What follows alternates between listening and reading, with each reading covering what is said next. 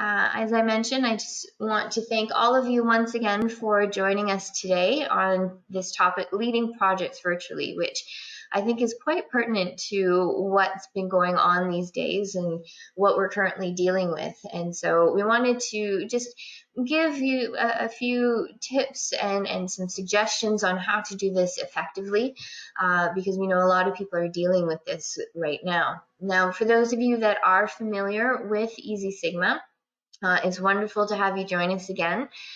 If you're not familiar with us, we have been around since 2000. We are very passionate about continuous improvement and everything that comes along with that, because it's not only about making processes more efficient, about continually growing and expanding it, it's also improving the quality of life for your employees, for your staff, and just in general and personal. Because when you're not stressed out or focused or frustrated from the processes, it allows more time for other things like creativity and strategy, innovation. And so this is something that we really understand is how those hard skills and soft skills really do work together. So you'll find within our webinar series that we try to cover both topics.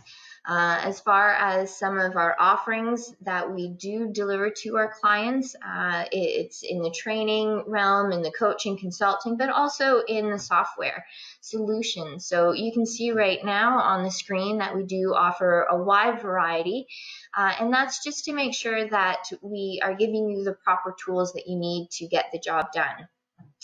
So today's webinar is going to be facilitated by Peter. I'm very pleased to introduce him. He actually works quite a bit with our sister company, Bay 3000. Peter is an excellent facilitator. Always, we have wonderful feedback whenever he leads any kind of training or sessions, and especially on the topic of project management. This is really where his expertise is, and he's got an enormous amount of information and knowledge and just experience that he brings to the table. So I have no doubt that you will enjoy what he has to say. Also a note, just a reminder, if you could please mute your microphones just so that we don't have any background noise coming in and disturbing while Peter is speaking. We will be open for a Q&A period at the end. However, you're more than welcome to put your questions into the chat box at any time. So without further ado, Peter, I'll pass it over to you. Great. Thanks, Liz. Welcome everybody to, as Liz indicated, a topic that's front of mind now. And we've been working in the virtual space for almost a year now. It's hard to believe. I can remember just before we shut down, I was teaching in the classroom. And the Sunday before my session, we had, I think, 17 registrants. By the time I showed up Monday morning, we were down to 8. Tuesday, I think we had 5, and Wednesday, we delivered the last day virtually. So that's how rapidly things changed. And so we were all thrown into this, how do we function both from a project's perspective and a non-project perspective in a virtual environment. And it's been challenging for all of us, myself included. So we're just trying to share some tips that my colleagues and I have picked up in terms of effective virtual project management. And so Liz has done a great job of helping to research this topic, and the links are included to some of the sources that we've drawn some of the literature from today, and they're included at the end of the slide deck for you. So that's a nice takeaway for everybody.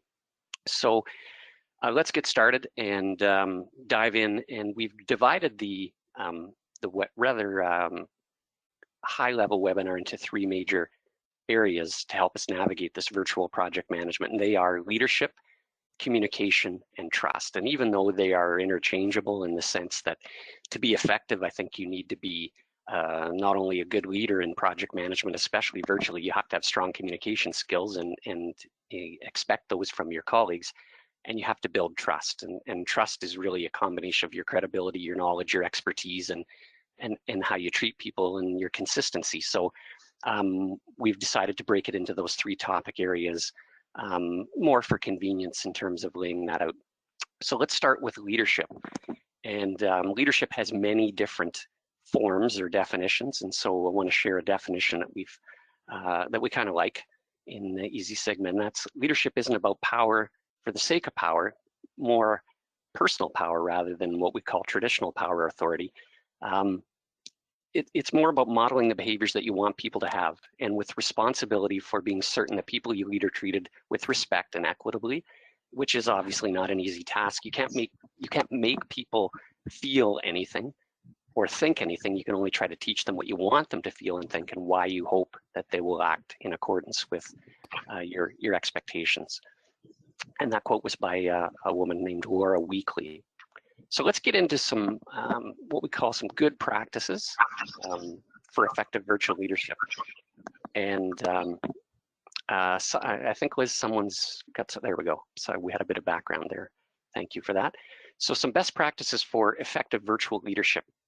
And we start with a biggie, and that's regular, clear communication. How regular? Well, it depends on the size of your group, the scope and length and duration of your project, and the experience or lack thereof with the stakeholders. But my tendency is to start with perhaps maybe daily short burst communication. The old adage of no news is good news is certainly not the case in the virtual environment. So regular, clear communication, be clear and succinct upfront about what you need and why you need it, and be open to the possibility that the way that you would prefer to communicate may be markedly different than the way that some people on your team prefer to communicate. And we'll talk about a couple of the tools to allow us to help to do that, both technological and otherwise. But the more you know about your stakeholders, the more likely you can tailor this communication, which is vital to the needs and wants of your stakeholders. PMI estimates 80 to 90% of our time is spent communicating. I think it behooves all of us to be a little more strategic about how and who we target with our messages. So again, right off the hop, it's hard to over communicate. It's not impossible, but it's much harder to over communicate than it is to under communicate. Something I learned the hard way many years ago, and even more, I think, applicable in the virtual space now, roles and responsibilities need to be clarified. For a number of reasons, people deserve to know what the expectations are, both within and external to the project. Reporting structure can be different inside the project than outside the project, and if you want unnecessary conflict, which is a topic that we are going to delve into in the micro course that hopefully some of you can join us with next Wednesday. I think it's from 9 to 11, Liz, but I'm not certain. But we have some information on that at the end of the webinar. But clear roles and responsibilities need to be identified right up front and communicated to your stakeholders, both within and external to the project. One of the top 3 sources of conflict in a project is unclear roles and responsibilities. And I'm a big fan of a tool called a project org chart. And a project org chart could be as simple as a hierarchy of here's the project sponsor, here's the project manager, here's some of the project leads, and here's some of your key stakeholders. What it does is give you span of control, reporting relationships, contact information, and again, it makes clear what the reporting structure is. And we used to, and we still do, try to share this at the onset of the project in another tool that I think is even more vital today in virtual project management than it was pre-COVID, and that is a project kickoff meeting. And we'll get into that in further detail. So we used to share this right away at the kickoff meeting, if not before. And the first impression that people have is extremely positive when they see something like this, because it shows that we're organized, it shows that we're disciplined, it shows that we've got the right people in the right chairs, and it gives people confidence that this project is going to be successful. And it's like the first half hour of your day. If the first half hour of your day goes well, typically that day goes well. The same thing with the project. The first week or two of the project goes well. People get some positive momentum, and typically good things happen as a result of that. So establishing clear roles and responsibilities, I think, is another good practice, especially in the virtual space, and a project org chart is one way to accomplish that. One second here. Meetings, and we could talk for days about meeting agendas, but in the virtual space, even more important to set clear meeting agendas in terms of who's expected to attend, why they're expected to be there, what the outcome or the goals are for the meeting. Maybe you want to time box your topics, front load your agendas. all of that good stuff. The recommendation is any meeting longer than 15 minutes should have a fairly clear, concise agenda. And with the virtual space, especially if we have people working across vast geography, consider rotating the times so that it's not just the people that the 80% that are in the East Coast, for instance. The meetings will be set up at their preference.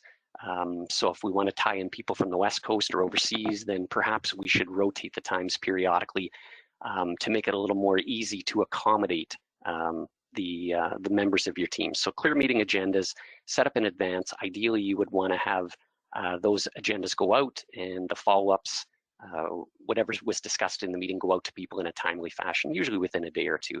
So again, these are another good practice that we found. Don't underestimate the impact of setting early on, typically through a project charter, a shared vision of why we're taking this project on, what success looks like, how we can all benefit from participating in this project, and where we can derive most value, that we have the right people in the right places, and so that people feel comfortable that they can get behind this and do their best work. And we often make assumptions in project management.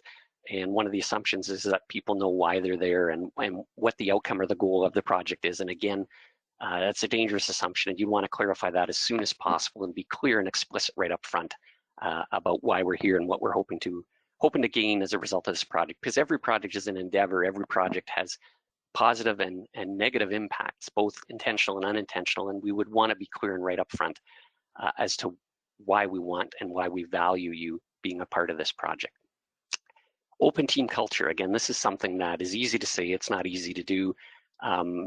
We've all seen in the last couple of years the impact of not welcoming diversity, and diversity comes in many forms, and we're going to talk about one of those today, specifically around personality and style. But saying that you have an open door policy or an open team culture is one thing, but meaning it is another. So being open, having some of your time available to meet with your clients and your stakeholders, to get to know them one-on-one, to understand what makes them unique, to value that diversity of thinking and communication styles, and quite frankly, to use it in a positive manner is a key for effective virtual leadership. Understand the players, understand the game, and utilize people's talents to the best of our ability, which means you need to spend some time getting to know people. If you want to build rapport and you want to get the most out of people and you want people to shine, you need to have a trusting environment. And so I don't know if any of you have read Stephen Covey's work. He has a series of books that are fairly well known out there in terms of highly effective people. And he had a theory that really resonated with me, and that was emotional deposits. And his premise was that we should make an effort, a significant effort and plan to spend time to get to know people and make regular deposits into people's emotional bank accounts. And it sounds a little odd, but there's many ways that we can do this by simply lending support to an initiative, to sharing information willingly, to advocating on behalf of one of your stakeholders, to providing constructive feedback and positive feedback when necessary, to get to know people's likes outside of the workspace.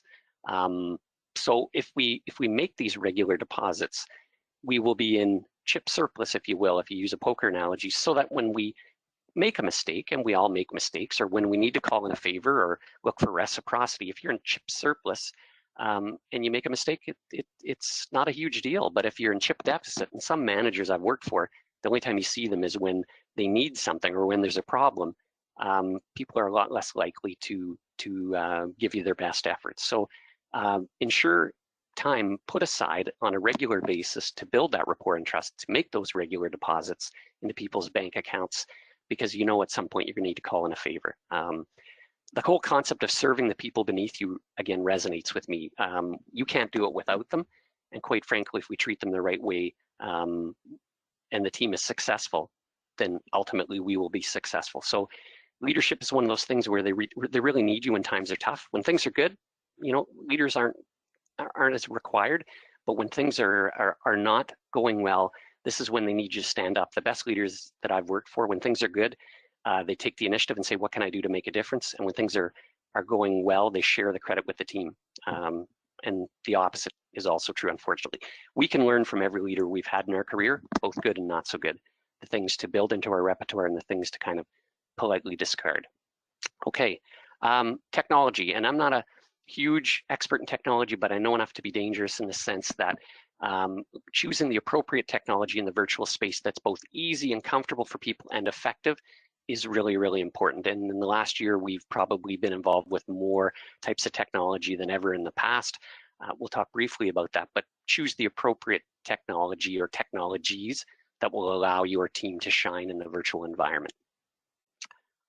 Okay, we're going to get into this a little bit later, but I wish, I was talking to Liz at the start of the session, I wish 25 odd years ago, before I got involved in my first project, that I had spent more time understanding how individuals and teams prefer to work. Everybody has preferences in terms of their work style, their behaviors, the things that they like to do, the way that they like to approach situations.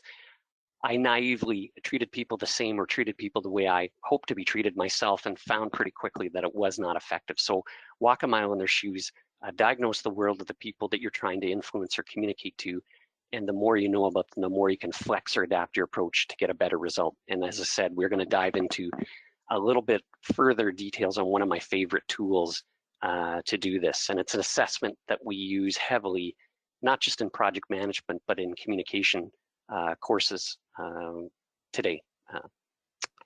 Screen sharing technology. One of the things we're finding is most of the tools that we're using now for collaboration have this tool, but it's not used to its full potential. So I'm a big proponent of a picture's worth 1,000 words.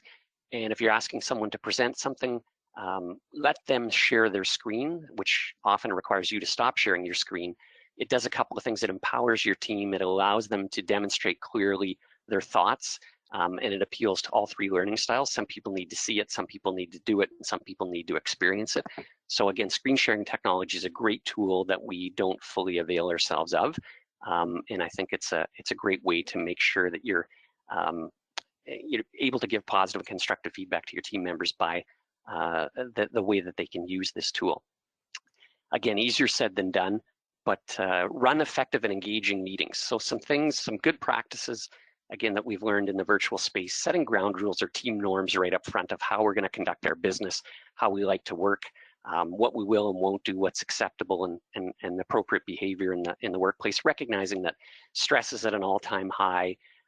People are working from home that perhaps never thought that they would, and there's all the distractions of parents and kids and pets and all kinds of stuff going on. So with all that chaos, trying to have some structure that will be flexible enough for your team members to feel comfortable, but rigid enough for us to continue to move the needle forward. So setting appropriate ground rules, things like expected hours of work, expense policy, time zone differences, anything that we can get out of the way right up front to allow us to move forward, minimize conflict, and be effective as a group. And then using the tools that are available within the platform that you select. For instance, for Zoom, which is the one I've used most readily in the last year, making use of some really cool features like the polling feature, a way to engage people, short burst, periodic. People can respond to polls, whether things are going well or not. It's anonymous. It's good for your more introverted stakeholders. But at the end of the day, it's a great feature to quickly check in to make sure things are going well. The chat feature, and Liz is going to be monitoring the chat feature on my behalf today, but again, the chat feature is a great way for people to be able to put their thoughts into a medium which will allow us to be able to respond in a timely manner. And breakout rooms, I'm a huge proponent now of breakout rooms.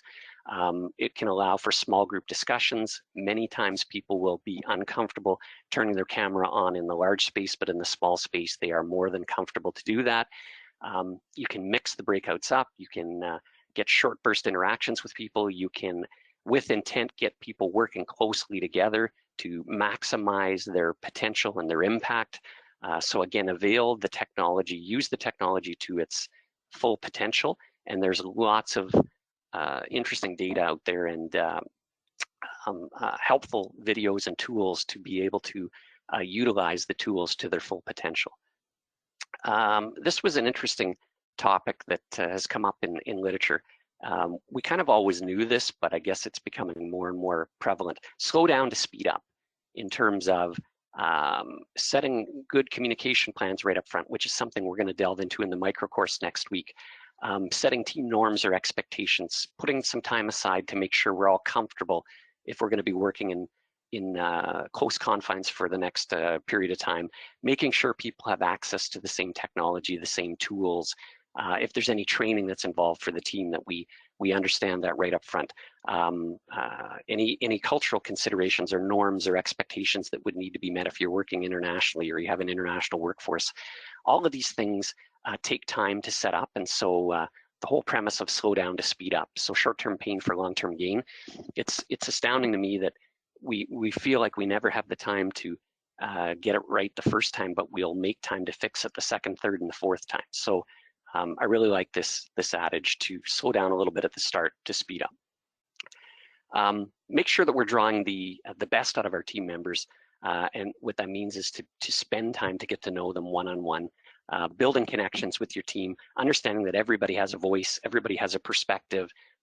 Some people will respond differently in large groups, small groups, one-on-ones. Listening skills, your active listening skills are going to be tasked more and more in the virtual space. Make yourself available, empathize or understand what people are going through as best you can, and share some of the challenges that you're going through. This is the human side of project management that really will be an investment that will pay off in the long term. So get to know your team. There's no substitute for getting to know your people and to treat them the right way. Create a system to integrate and accept new team members. The longer the project, the more likely that you'll have turnover or churn. For risk management purposes, we used to identify a risk. What will we do if a key member leaves partway through the project? And if you've ever had this happen to you, it can be absolutely catastrophic. So anticipate that it could happen, treat people the right way, but inevitably there will be some turnover with your team members. And remember how it felt when you were a new team member yourself. You're kind of like a duck out of water. So prepare to receive people on board. And so have an onboarding program in terms of review the expectations before you bring the person on board. What training is required or formal education. Have a job description handy and available so that people know exactly what the expectations are. Plan to integrate them into the team and how you're going to go about doing that. Meet with them early on to set them at ease. Tell them what you expect of them. Give them a virtual tour as best you can of the environment that they're going to be working in. Break down the business processes that they'll be involved with. Make it easy for them to integrate into the culture that you've created, if you will, and make sure that they understand that they're comfortable enough to speak their mind and actively participate in the team that you've set up. Keep your ears and eyes open for conflict, and this is more difficult than ever before in the old face-to-face where we were co-located, and we're going to get into this more in the micro course, but there are actually 5 modes of conflict resolution. So in this course, we'll delve into those 5 modes and get into people's preferences in terms of what they like to do and what they're comfortable doing. And to me, the more nimble you are, the more creative you are in having different approaches to minimize conflict. Disagreements are normal. Disagreements left unchecked can flare up into a difficult conflict, and this is very stress-inducing for leaders and for team members. So catch it early and have a process in place to eradicate or minimize the conflict, and to a certain extent encourage. There's a little bit of good that can come out of creative abrasion. All things equal, a little bit of sandpaper, a little bit of pushback is something that is helpful and healthy, and I think that I would rather have that every day of the week than have people do groupthink and agree with everything that I say. So keep an ear and an eye out for conflict. Recruit the right team members internally and externally. So when you need to add people, think about things like what knowledge is required, what skill sets, what experience have they worked in a project environment before, and also incorporate fit. Will they fit well in terms of are they bringing things to the table that will make us better? Are they bringing things to the table that will allow them and us to be effective as a unit? And so we don't often think of that as well, and we'll talk a little bit more about that in a few moments. But recognize that most team members, when they come on board, will need some help, either technically or tactically, or in some cases both. So arrange for or make sure that we provide them with the support that they need technically and tactically to allow them to grow and function as a effective team member. Catch them doing something right and tell them. So highlight successes and accomplishments. One of my first bosses really made a point of this. I used to save up positive feedback for a monumental breakthrough. And that's okay for some people, but some people want you to recognize it on a more regular basis. So catch people doing something right and tell them.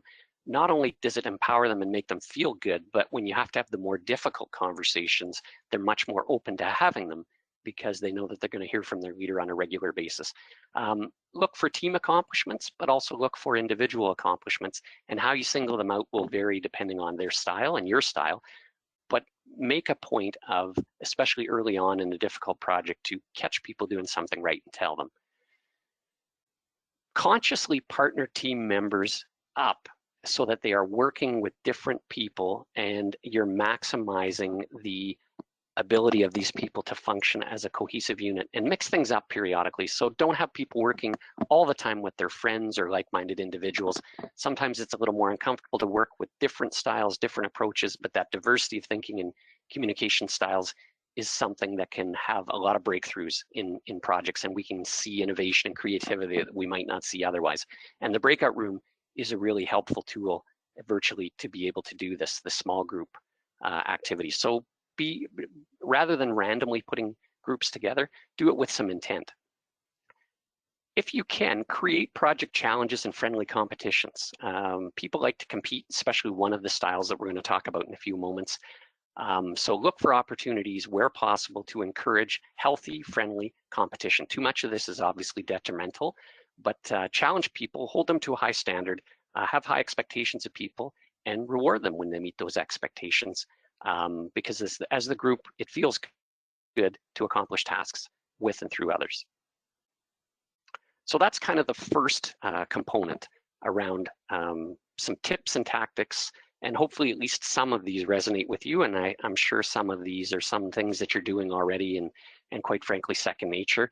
But at the end of the day, those people that are effective leaders have probably built many of these into their repertoire and are using them on a regular basis.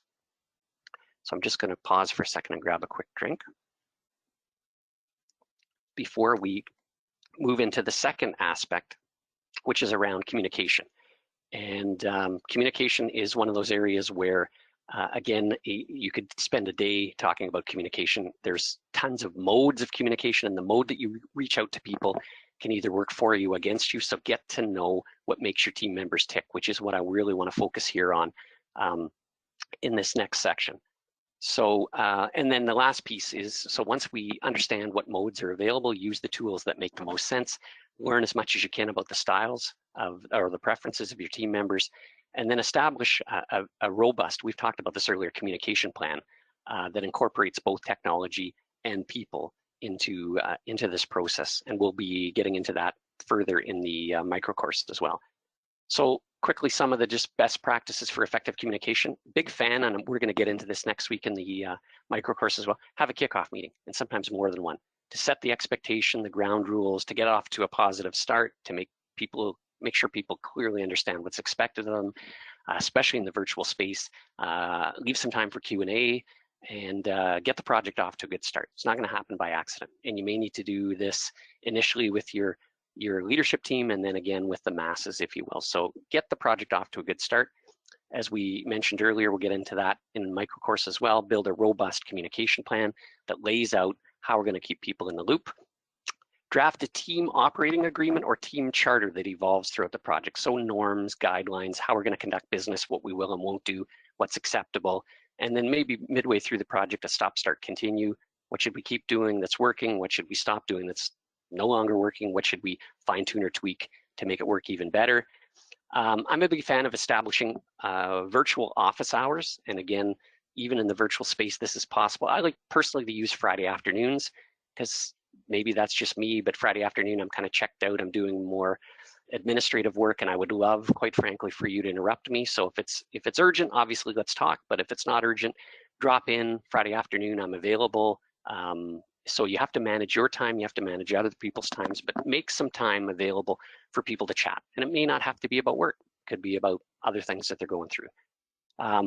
Establish regular one-on-ones with each team member, maybe 5 minutes every day or two to just check in. And checking in is so important right now to make sure people are doing okay. In terms of technology, have some kind of a collaborative team website where we can share documents and archive information and make sure that that the information that's required is available, readily available, and perhaps, depending on the type of team that you have an informal real-time communication tool, i.e. Yammer. There's a number of them out there that will allow us to talk offline about some stuff maybe that's not as professional and a little more personal, that we can have those chats, replicate those fireside chats that are so difficult to do in the virtual space, and make sure that you're providing timely feedback to team members, both positive and constructive feedback on a fairly regular basis. People deserve to know where they stand, more important than ever in the virtual space.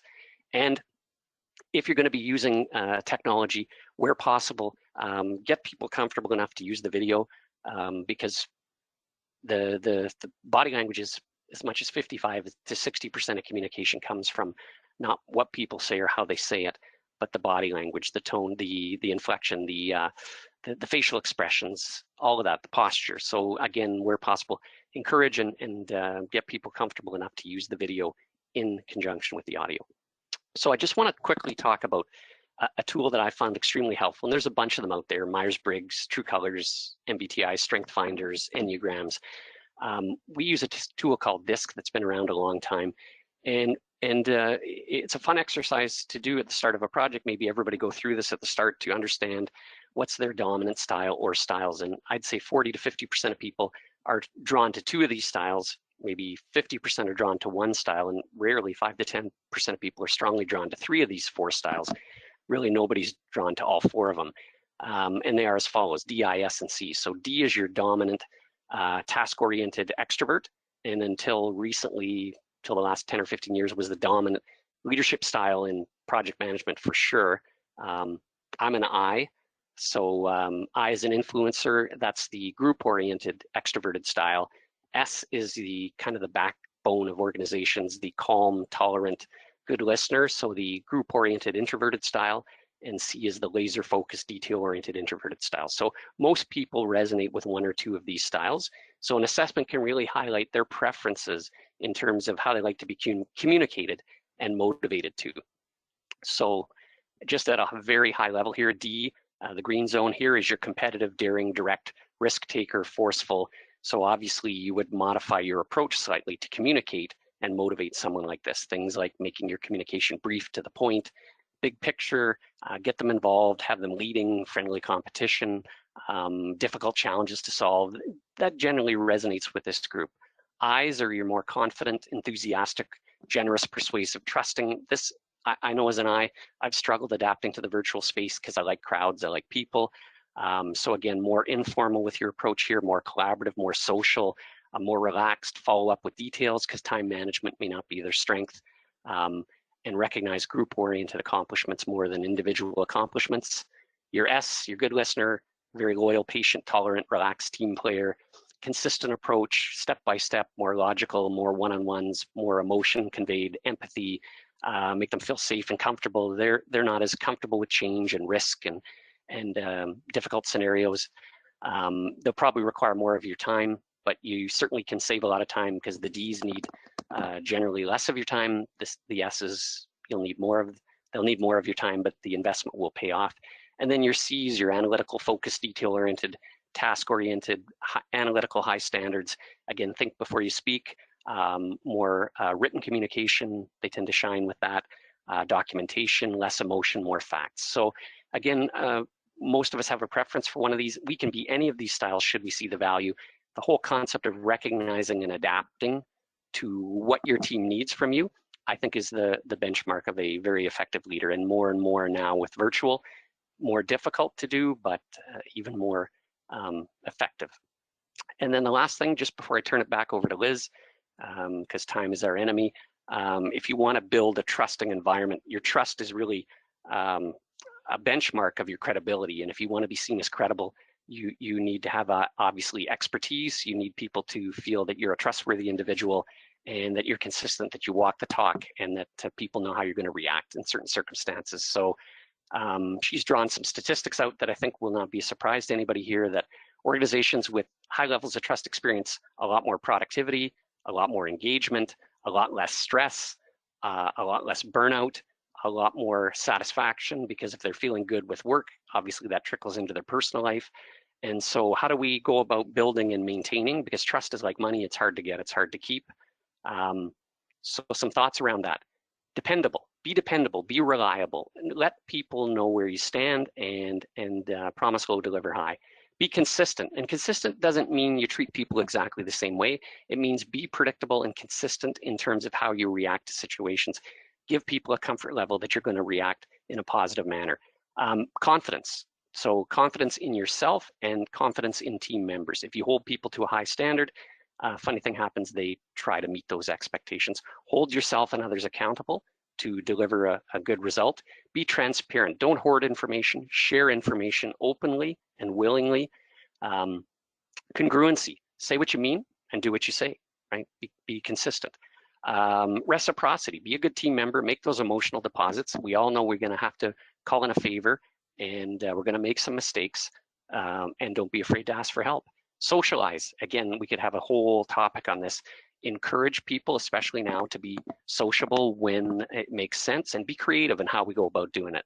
I find that there's always one or two people on every project that just have a knack for doing this, and at the end of the day, that can have a huge impact on morale and productivity if we can have a little bit of fun.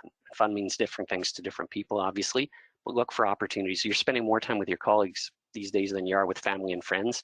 Let's find a way to have a little bit of fun. Where possible, empower people, let them make as much autonomous decisions as they can, be clear about what the boundaries are, and then again, hold them accountable. And then, I mean, we've talked about this throughout the course of the day today, communicate. Let people know where they stand. So that's basically all I have for today. I mean, it's quick, it's fast. There's a lot of things that we could be talking about. Some of those items, as I highlighted, we're going to be talking about more in the micro course coming up. So I'm going to turn it back over to, oh, and these are the resources, some of the resources that we've drawn, some of the content from. If you want more info, there's lots of places where you can go to get some of this. So I'm going to throw it back over to Liz. If we got time for a few questions, perhaps here, if there are some, and then I'll get Liz to close and take it away. So go ahead, Liz, back over to you. Thank you, Peter. I know there were three things you said that really resonated with me. Number one is the whole idea of emotional deposits and that positive reinforcement, which I think is very important, especially for creating that safe environment, that psychological safety, so that people are more willing to share, to contribute to the team. Your note you made about screen sharing and how that can appeal to the different learning styles, that was something I had never really considered before. So thank you for mentioning that. And then also the importance of slowing down to speed up. And you're right, people will always find time to fix something, but they won't necessarily make the time to make it correct the first way through. So Right. some great points there.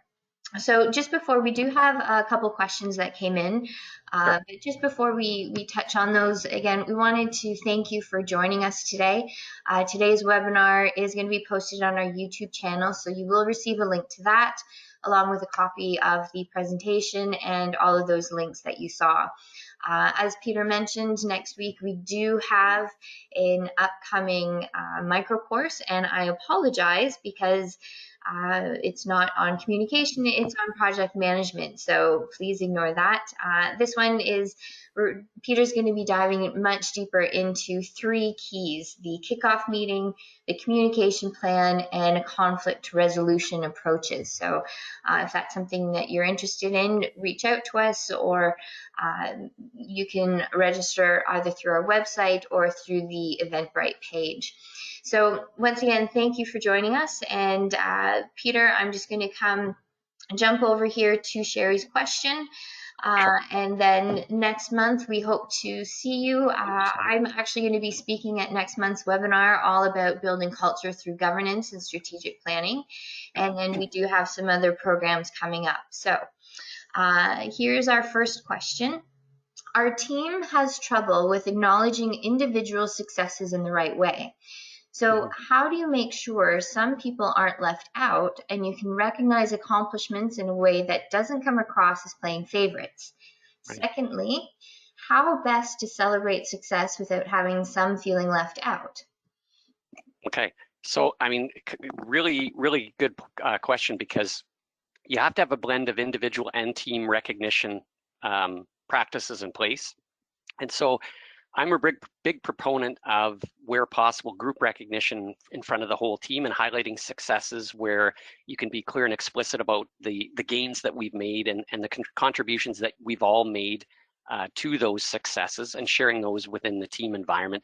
For individual accomplishments, I find best delivered one-on-one, in person, offline, because they're more poignant, they're more realistic, and at the end of the day, people deserve to know very specifically what they did and why it mattered. So rule of thumb with positive feedback: fit, focus, timed. Does it fit the situation? Is it laser focused on what you liked? And is it timed as soon as possible after the occurrence? So generally, employee of the month programs, if you will, tended not to resonate well with people, because other people were thinking, well, what about me? I also contributed to that. So if it's a specific goal that an individual really went above and beyond, then I think that would be best done one-on-one. And it's a great way to build rapport and get to know them a little more, where using the bragging, if you will, about what the team did in front of the group at large. So the mode that you deliver it and when you deliver it can vary.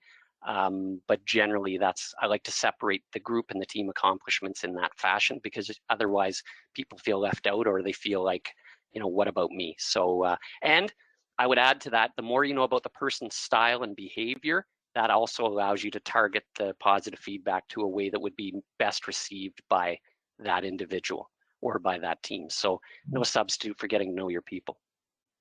Thank you, Peter. We have another question. Okay. Could you provide some advice for reinvigorating and or pumping up your team after being at home for a year?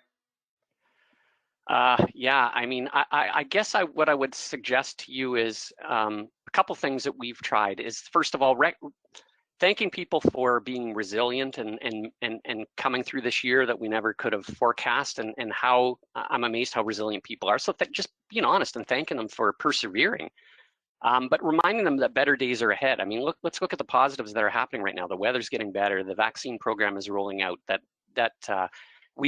And what about talking about successes, that things that we've learned during the pandemic that we absolutely might not have learned in the past, and reminding ourselves that there's some good that came out of this, and that we need to leverage that going forward, and to also identify that maybe some of the stuff we did in the past is no longer helpful, but some of the stuff that we did in the past that we've missed, we've got to find a way to go back to. So let's do like we used to call it a project postmortem, but let's do a COVID postmortem. What's happened? What's worked? What hasn't worked? What can we do differently? Thanking people for their time, but let's saying the better days are ahead, and let's capture those good positive things, and let's discard the things that haven't worked well. But just like every project is an endeavor where you learn things, we've learned a ton of stuff in this last year, and let's capture those positives, and let's subtly find a way to move past the challenges. You got to look harder for the positives sometimes, but they're certainly there. And every organization and every project has learned a ton. And what about getting the team to contribute to these learnings, right? Like, so they may have learned stuff that you're not aware of. So again, that allows you to build rapport and learn about other people's perspectives, and even small wins. Don't forget to capture the small wins as well, because at the end of the day, the reality is better days are ahead, right? And we need to remind people of that, and thank them for persevering over the last year, because it's been tough for all of us. Thank you, Peter. Very good advice. I think definitely during this time, but just life in general, to make sure that you recognize people. So just in the last minute and a half or so that we've got, one final question. You gave us a lot of best practices, which were fantastic, but if you had to rate them in order of importance, is there one or two that you would put right at the top of the list?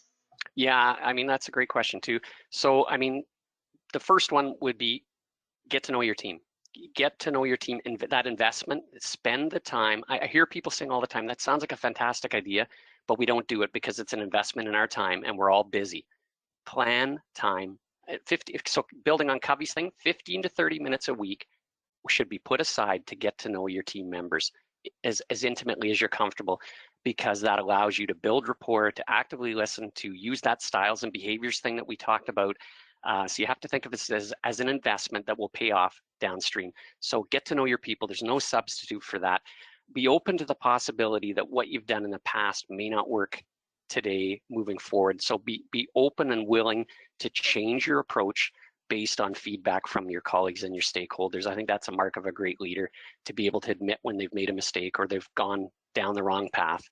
The other thing that I would say is again, make sure we hold everybody, and I mean this in the most positive way, hold everybody to a high standard, because if we have low expectations of people, they can very easily meet those low expectations. But if we have high expectations of people and support them and give them the tools and hold them accountable and hold yourself accountable, we're often capable of a lot more than we thought. But I mean, for me, the getting to know your people, there's no substitute for that.